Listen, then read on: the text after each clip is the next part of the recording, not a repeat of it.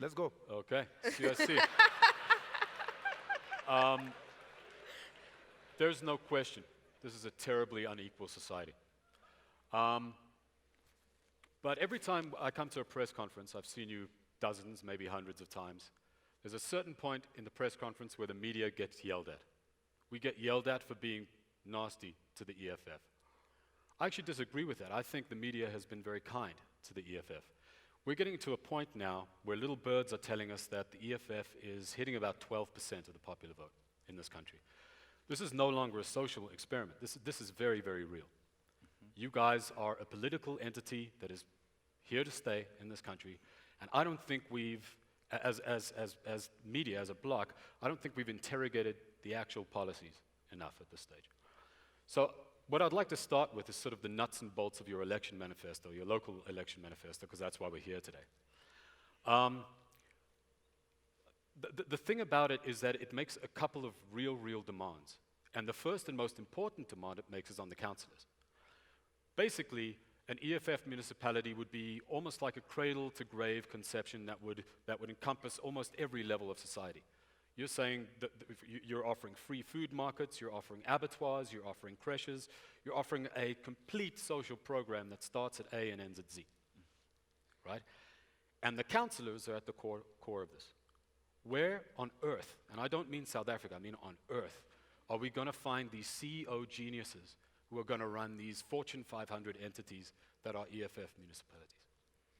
We have a lot of people in South Africa with the necessary skill who can run very successful institutions of the municipality. The problem is that they are being denied that opportunity because they are not members of ruling political parties, be it DA or the ANC. So we ought to say we are building abattoirs for our people, and we need the best skill to come and run these abattoirs. And we need to then start looking for that good skill, not EFF and not ANC or anyone, South African with the necessary skill. And if we do not have, after searching from amongst South African, black and white, then we can go outside to go and look for the best, to come help us establish this good idea with an intention to transfer skill to South Africans. But are you training your councillors to do what your manifesto promises they will do? Our councillors are being trained. Part of what we are doing now as part of election campaign is to meet councillor candidates, workshop them on the manifesto, workshop them on the type of conduct we expect from an EFF councillor, and that it is actually non-negotiable. We are not like the ANC and just talk about firing of people. There are certain things that if you do, like relocating where you stay as a councillor after being elected, you are automatically out.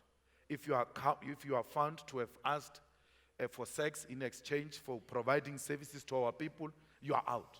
If you are found to have taken a bribe from whoever with legitimate evidence, you are out. So we want to establish the EFF with such discipline from amongst our members. I've seen the article that says the ANC has got so many councillors with criminal records. We are waiting for the EFF one.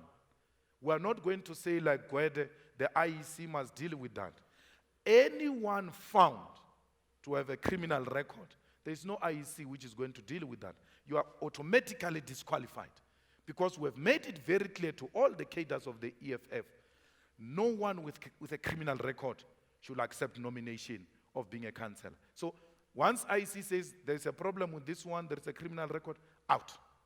We move forward. Okay, we are not a home of criminals. There's discipline, there's politics, and then there's deranged social engineering. I mean, you trying to say, I mean, from people not being allowed to pee in the streets, not that I want that, but I'm saying, and to how they have sex. Your manifesto has prescriptions on what is happening. You even are encouraging people to have babies. Yeah. It's a revolutionary thing in two-bedroom houses. Yes. So this is not ordinary politics. Houses have never limited us from having kids. I know. I grew up in a four-roomed house My grandmother had 9 kids. Yeah. And we all stayed in that house. I and owned I a city came to golf. be what I am now. So don't think houses determine how many kids you must have. It's not a house. I know. It's the energy that determines how many kids you want to have. So, what was your question? I'm saying that this is not an ordinary manifesto. Yes. You are prescribing Yes. from. Absolutely. We are dictating, you know, we have a situation where people drink alcohol in townships, in weddings, in functions, and in between the wedding and home, a person wants to help himself and just stand on the middle of the road and then pee to a point where kids even start playing with that person. That's not a respected member of society. So we're demonstrating that we need someone who's respected by the community, not a loose somebody who happened to buy people alcohol and then they vote him as a candidate of the EFF. That's why after electing a candidate, the EFF then goes back to the community to say, here is our person, and they are allowed to object. So we have to start it from the beginning so that if they make a mistake, they shouldn't say we didn't know. They all know what type of a councillor we want. Now, understood, we don't want corrupt councillors. It would be great if we didn't have councillors who weren't criminals. But I want to go back to this notion of how difficult. I mean, I've read through all of your documentations on your municipal, your people's municipalities. I want to get back to how difficult it would be to run one of these things. I know for a fact I do not have the so-called capacity to run a people's municipality, so I'm out of the running, unfortunately. Where are you going to find these people? And once again, it's not a South Africa thing. Yeah. I mean, where in the world are you going to find thousands of CEOs? You know, it is not true that these people are not there. I've answered that question. Under apartheid, there were state-owned entities which were run very well and made white suburbs to be what they are now. And we can learn a thing or two from that. We need South Africans who are patriotic, who love their country, who will do everything to make sure that this country succeeds. They are here, a lot of them. They are not being given opportunities. I'm saying that in South Africa, the problem is not about the implementation of what we want to do. The problem is lack of political will, patronage, and cadreship development are the ones that have undermined our municipalities. These people go and fetch a geography teacher to come and run technical department of the municipality. When there is a sewer blockage, a person puts their hands on top of the head. Yo, what do we do? They don't even know how to go about it. Where are the retired Afrikaners? They are here. Who ran best Afrikaner municipalities. They've now come to accept that they supported an evil system. They want to plow back. If we can't find the necessary skill, let's go and fetch the old man. Old man, you are coming to mentor this young one to produce the best product we seek and build South Africa. Okay, but you're basically saying that there should be some type of social cohesion so that you use skills that are in society to be able to deal with current problems. So you're talking about this old man now, but just now you were talking about crushing white dominance. Yes. So what is the line between the two? So you think an old man, asking an old man to come and plow back to his community is a perpetuation of white dominance. We don't want that. It's not a perpetuation of white dominance. It's building a social cohesion and then saying to our people we belong together. There is nothing wrong with crushing white supremacy. It is wrong to think that you are superior to others on the basis of the color of your skin. And what perpetuates that is the economic exclusion of our people. I'm saying to you, not old white men come and run the municipality. Old white man, come, here is a young man. Work with him to build capacity. Let the skill be transferred. So, in as much as we're defeating white supremacy, and I said in the same platform, the defeating of white supremacy and dominance is not hatred of white people. When I say I hate white supremacy, I don't say I hate white people. But this is their home, they've got a role to play, but they must agree that there must be a deliberate program to empower black people, the same way there was a deliberate program to empower them. But do all your supporters understand the distinction? When you say crush white dominance, can that not be interpreted in another way that inflames the current environment? You think they are gullible. You think they are fools. You think they are empty heads.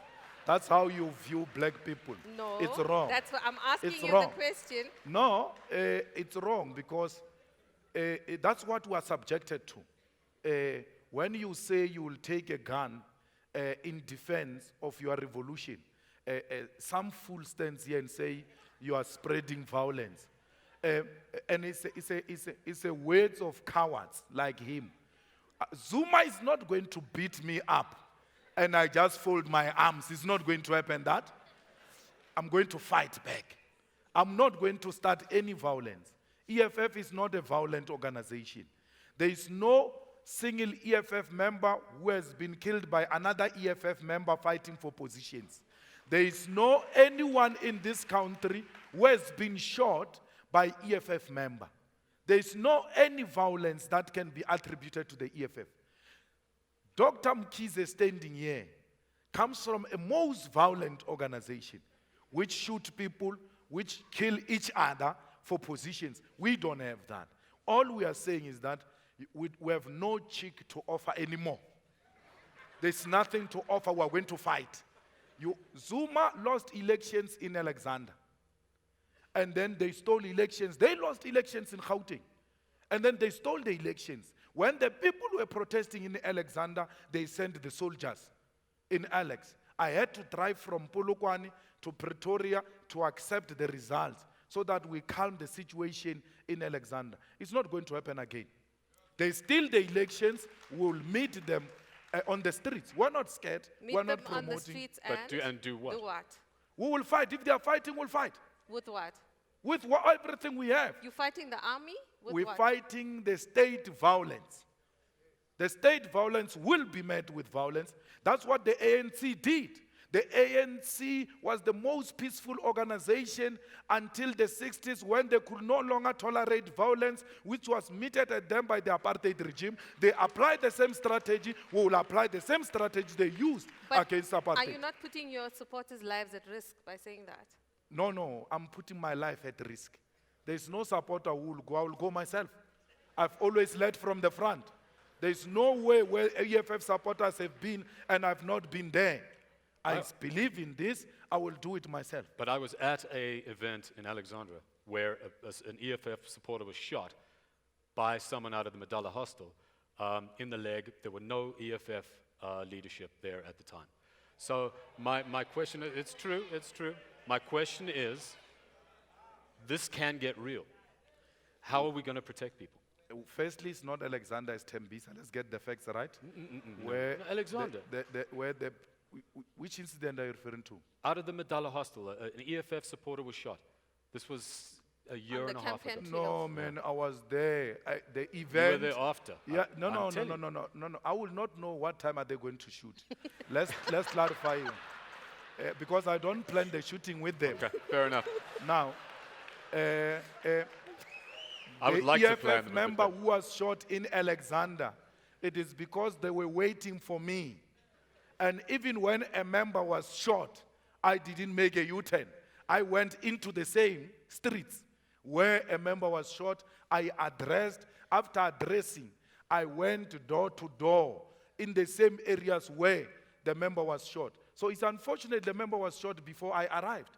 But I went there, I did not make a U-turn, and to put such a question to suggest that we are not there is actually disingenuous, because the event you are referring to, I was there, and I led from the front. So I don't hesitate to lead from the front. There is no Zuma and the ANC talk about barrels of guns and all those things. But you because use the they term, want to, not them. No, yes. I said that.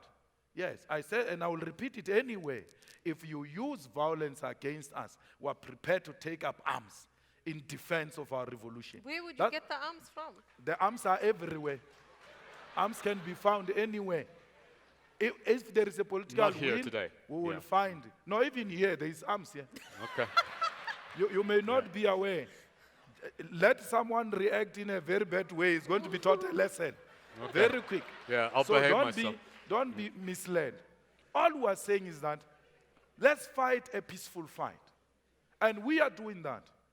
We went to Mpumalanga to vote, to campaign. Our members were shot. We went to KZN to campaign. Our members were shot. And I said to the members, don't respond. Because this is a provocation. The enemy is shaking.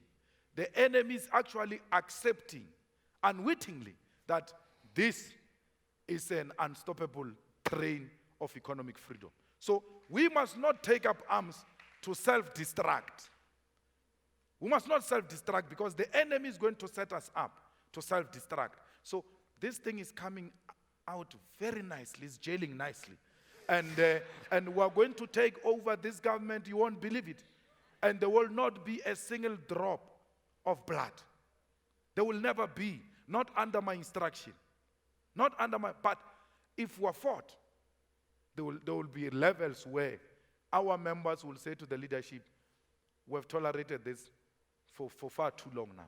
Okay, so a lot of your campaign, or in fact, the EFF's program from 2014 is that you are maximizing on the levels of anger and discontent in society, whereas the DA does the same thing. It highlights the ANC's problems, the ANC's weaknesses, the ANC's failings. They don't draw as much support from discontented communities as you do, which leads me to believe that a lot of your support is built on that anger and discontent. So once you are, for example, if you do win a number of seats in councils, you can't continue to run a municipality based on anger and discontent. What is then happens? I just want you to show me anger and discontent in the manifesto of the EFF. Because we are not running this on anger and discontent. We are running this on an alternative left perspective. Because there is a vacuum in terms of left politics. And we identified that vacuum. Because nature does not allow a vacuum. We occupied that space. We came in because the Communist Party is a spaza shop. It's dead. We came in because there is no alternative on the left. And that's how we zoom in. So we don't exist on the basis of anger and discontent. And that's why when we run SRCs in the University of Limpopo and everywhere else, we deliver to every commitment. There is no anger and discontent. We said to the University of Limpopo, we are going to give every student free meal, especially the poor of the poorest. And then there was noise. Where are you going to get the money? This is rhetoric. And then we went into the SRC.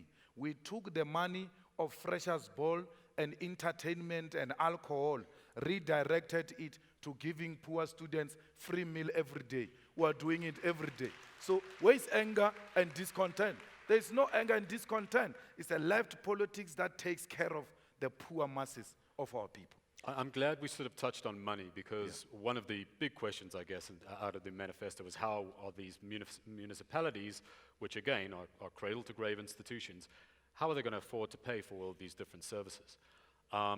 We understand that the conditional grant system in this country is a nightmare, but you're sort of hamstrung, at least until 2019, by the laws of the land. You mentioned that you will look for money from international aid organizations. You mentioned that you will look for money from the private sector.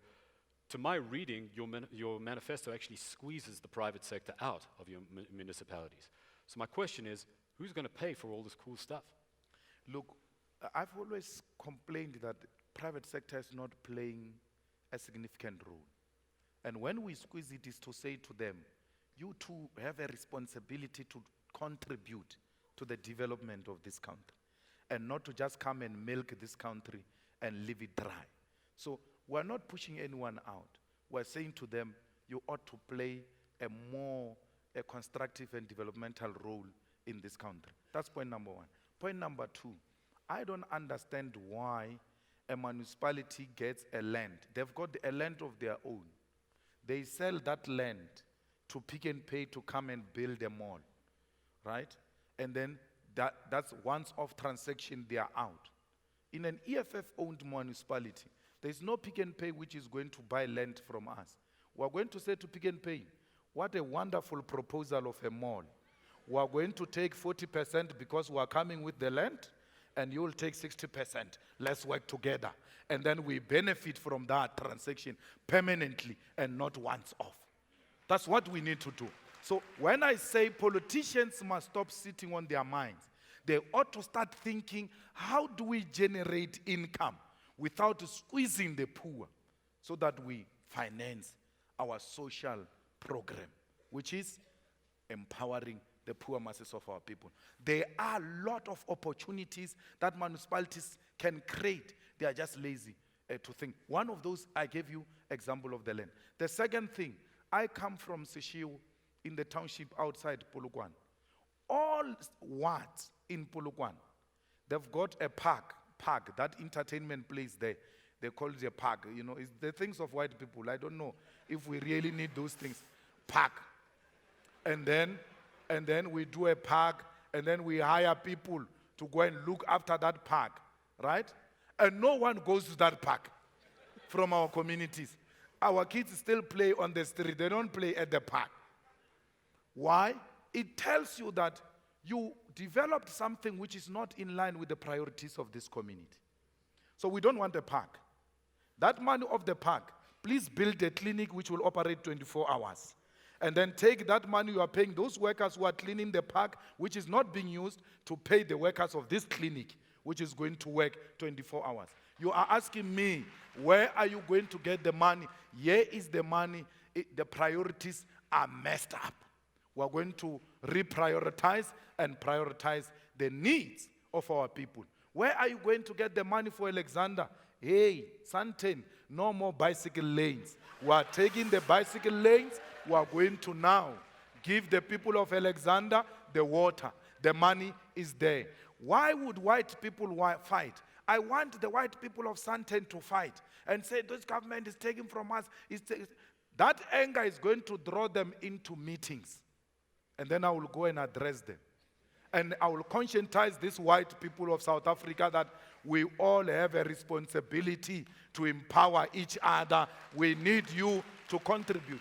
They will never get that. They will never get that message because they don't come to the meetings. Why are they not coming to meetings? They don't need anything. Once I stop bicycle lanes, they will come. I'm going to grab them there and politicize them. Okay. Let's talk about the economy because the economy is a big issue in our country at the moment. What can you do as the leader of the economic freedom fighters to lend to economic and political stability in our country? What do you think we need to do that we're not doing? We need political leadership with political will. The leadership must have integrity. The leadership must be selfless. And once you've got respectable leadership, that's the first step in the right direction. Then you ought to now make sure that the right resources are invested in the sectors that make this economy to be what it is. We have not maximized ourselves with regard to the minerals of this country. We know that commodity prices may have problems from time to time. It's not only in South Africa, it happens globally.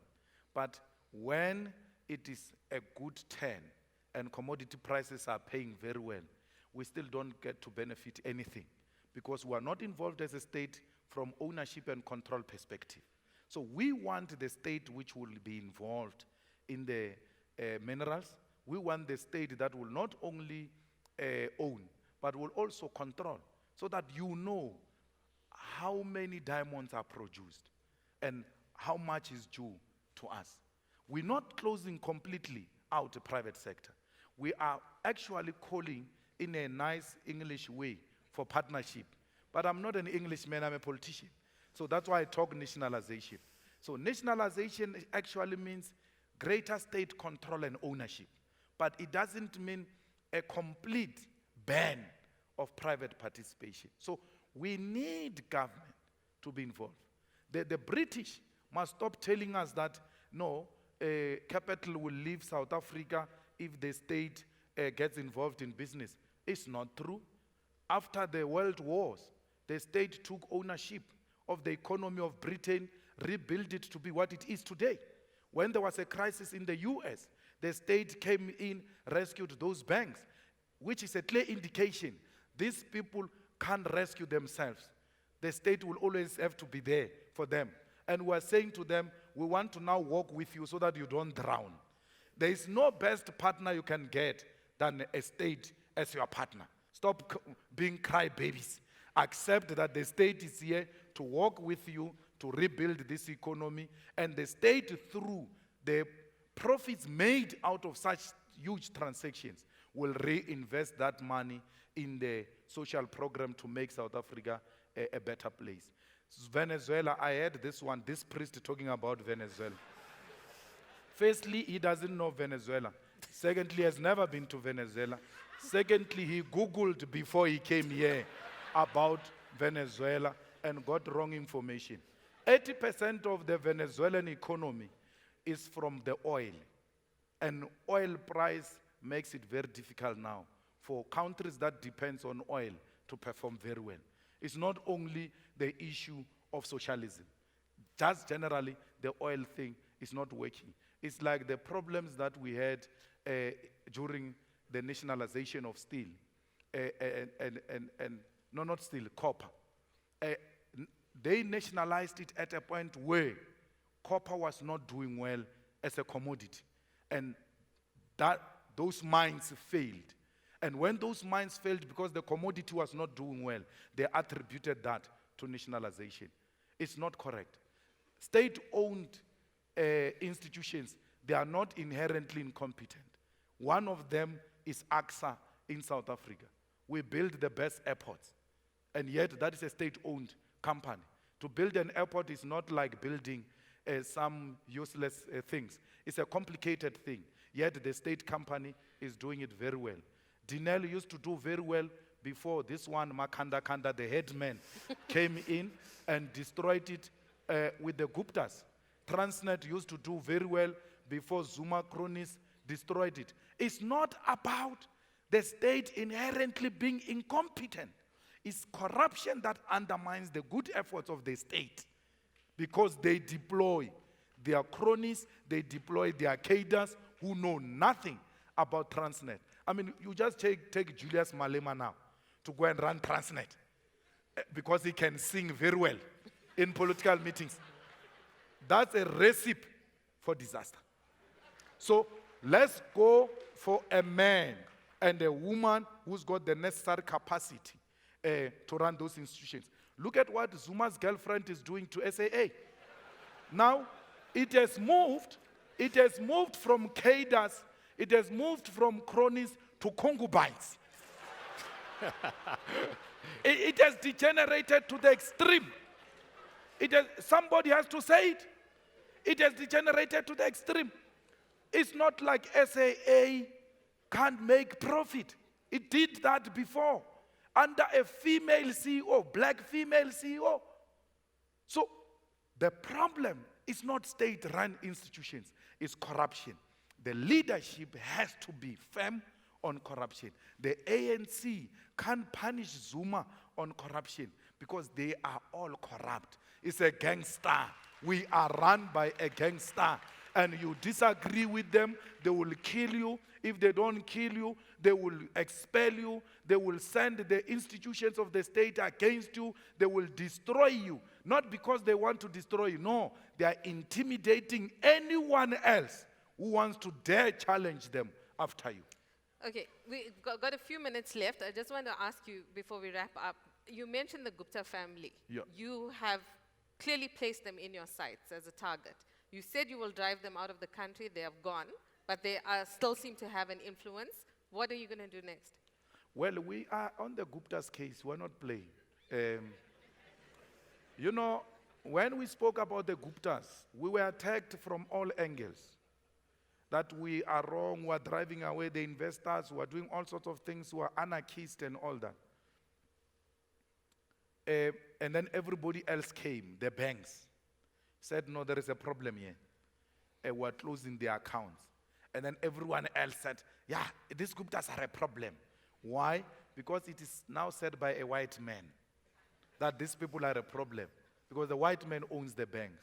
So they are a problem. And the problem of the Guptas is actually promoted by Zuma.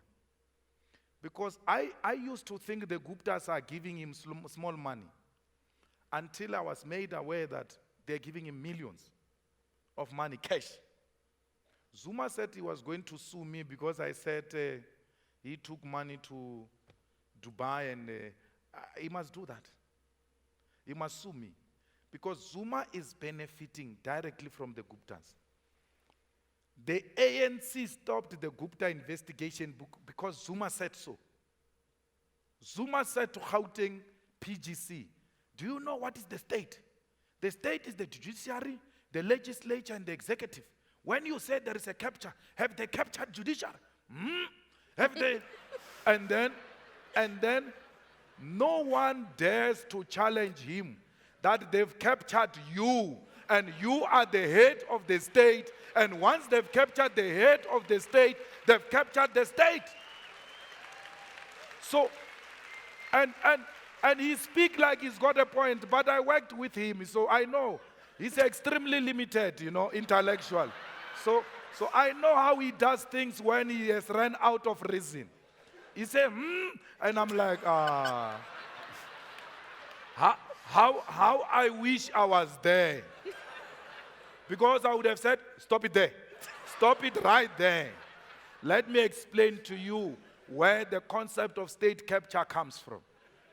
We will finish the Guptas when we finish Jacob Zuma. For as long as Zuma is a president, corruption will never stop. For as long as Zuma is the president, the Guptas will continue to capture the state. But I can tell you here now, Zuma is extremely powerful, at least in the ANC. Zuma, if he wants to be the president of the ANC, he will be president of the ANC for the third time. And no one will stop him. Because they are all scared of him. He has built this power. Let me tell you, Ranjeni will know that when you go before the ANC conference, a year before, there are new songs. I want to give a simple example. The new songs about the incoming president. That's preparation of succession. There is no single song today about the possible president because that debate is suppressed. Zuma suppressed the Gupta debate. Zuma suppressed the succession debate. He's still weighing his option. Why is Zuma so in love with the presidency? It's not because he's got something to offer to South Africa.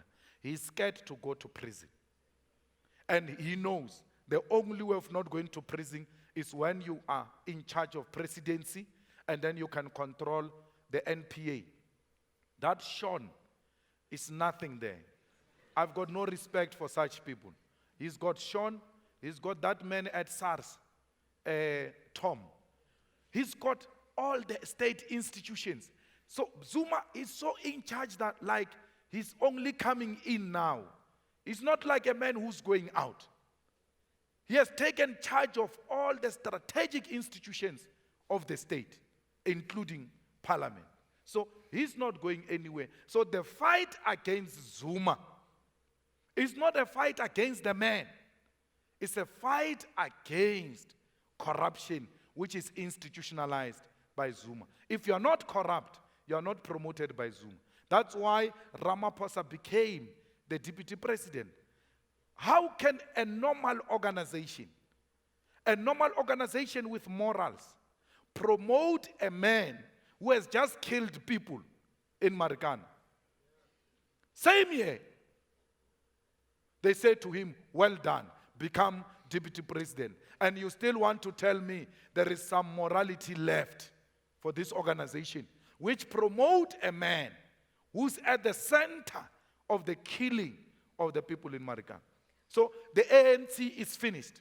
The DA is not an option because the DA protects white privilege. It wants to perpetuate white privilege. My money is not a DA leader. A DA leader is Helen Zille. You must see every time the EFF makes inroads and it succeeds on something, it won't be my man who's tweeting against the EFF to counter it. It's Helen Zille who feels the pains more than my man because she is the real leader. When the DA leader resigned in Eastern Cape, it is not my man who went to negotiate with the DA, with her. It was Helen Zille. When we were removed in the State of the Nation, the first one when the EFF moved into parliament, my man said to Baleka, tell me if these people are police. If you don't tell me these people are police or they are not, we are leaving. Then Maleka said, you can leave. My money took his things and stood up. The DA caucus remained seated. And then Steenhuisen stood up. The white chief whip said the same thing that my money said.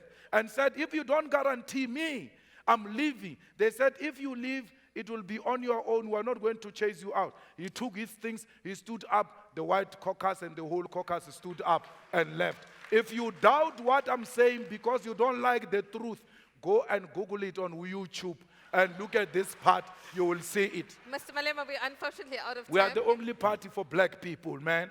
There's no any other party which can liberate black people in this country. It's only the EFF. And we have our policies. At least we know what we stand for. Unlike people who are asked, what is your position on land? What is your land policy? We support land restitution policy, not what you support. The EFF land policy is expropriation without compensation. At Mr. least Malema, we I have a don't want to policy. call you to order like Yes. Madam Speaker, so I have to stop you speaking. One, Now, yeah. last question as we One wrap last up, question, please. very quickly. You've said some unkind things about the ANC. You've said some unkind things about the DA.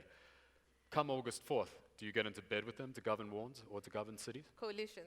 We want coalition of the opposition, not coalition with the DA.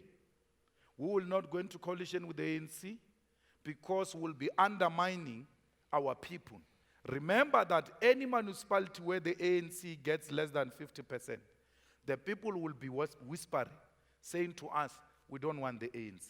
So to go into coalition with the ANC, you are undermining those people. We don't want a coalition with the DA. We want a coalition of the opposition parties. In Johannesburg, they must come together and say, guys, mayoral candidate for EFF, I give example, is Floyd Shibambo. And then mayoral candidate for DA, I forgot the man from Black Like Me. Herman Mashaba. Who? Herman Mashaba. Herman Mashaba is not a politician, that's why I forget him. Now, and then from the UDM is this one, from this one is this one. Let the opposition leaders come and say, these are the mayoral candidates. Who is the best amongst them? Surely Herman Mashaba is not better than Floyd Shibambo.